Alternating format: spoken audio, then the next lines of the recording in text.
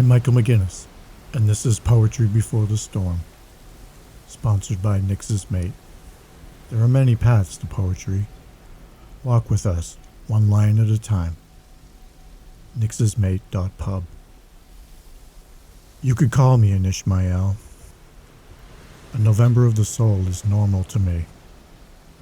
But then again, I was born at the end of November. When I was 17, I joined the Navy, and for 4 years, 4 months, and 4 days, slept and worked as a sonar technician on a fast frigate, steaming where Herman Melville sailed. Though separated by 100+ years, he and I knew the same tropical breezes of the Indian Ocean and the same humid stillness of the equatorial Pacific. But I never read Moby Dick until after I got out of the Navy, and after jumping ship, Melville fled paradise. Melville and I understood what Werner Herzog meant when he said, "What would an ocean be without a monster lurking in the dark? It would be like sleep without dreams." For me, it was hunting Soviet submarines, those nuclear leviathans haunting the Reagan years. For Melville, it was an encounter with a book about a whaling vessel out of Nantucket called the Essex that birthed a tale of obsession.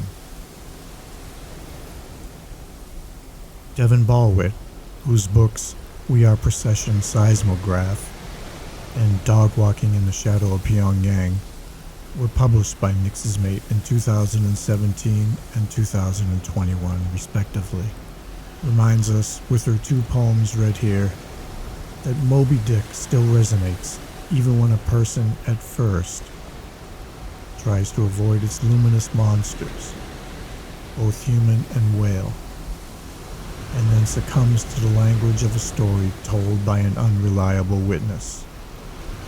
Please welcome Devon Balwit. A couple of years ago, as part of my program of revisiting canonical works to which a younger me had given short shrift, or maybe avoided altogether, I finally read Moby Dick in its entirety. I fell in love with the voice of Ishmael, its narrator, as well as with that of Doom Starbuck, Mates Flask and Stubb, and of course crazed Ahab. As with most things I become enamored of, people, painting, music, texts, I wanted to write about it as a way of possessing it. These 2 poems form part of a larger collection of explorations on obsession, vocation, aging, faith, and so on, all set atop and beneath the deeps. The first poem is called Spirit Spout, after the ghostly whale spout, the watchman of the Pequod Sea, midnight after moonlit midnight, but never by day, luring them deeper into the whaling ground near St. Helena. Captain Ahab cannot rest as long as he believes this spout to belong to Moby Dick.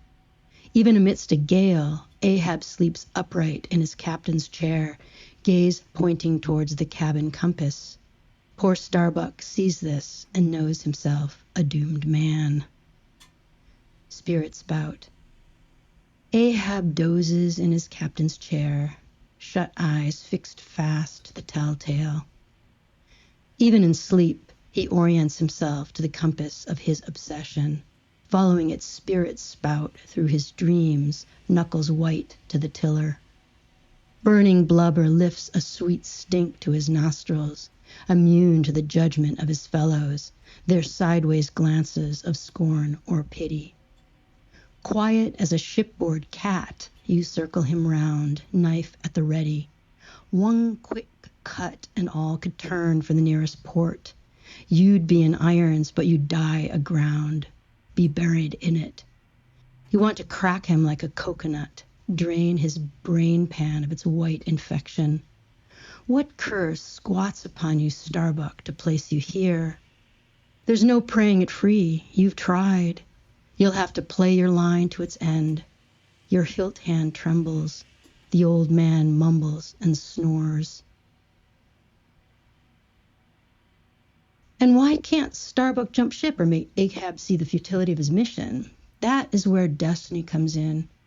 Try as we might, none of us can escape our temperament or predilections. Thus, this next poem, Bass Fish, Loose Fish. The poem begins with an epigraph from Melville. What are the rights of man and the liberties of the world but loose fish? What all men's minds and opinions but loose fish? What to the ostentatious smuggling verbalists are thoughts of thinkers but loosed fish? And what are you, reader, but a loose fish, and a fast fish too? Though you would have it so, you are no freer than a harpooned whale. You run with the lines hurled into you at birth, and tightening therefrom, pricked by well-wrought barbs and skilled whalers who know your hungers, your habits, your limits. Flap flukes and protests, batter your head against the stalking boats, but still you're bound, or temporarily loose. You dangle lances, a cutting spade from a hempen tangle, bobbing in place, alive yet drowning. You dream of being unfettered, but were you so, you'd only flounder, circling other pods or other prisoners, so wanting to be wanted that even hunted would suffice.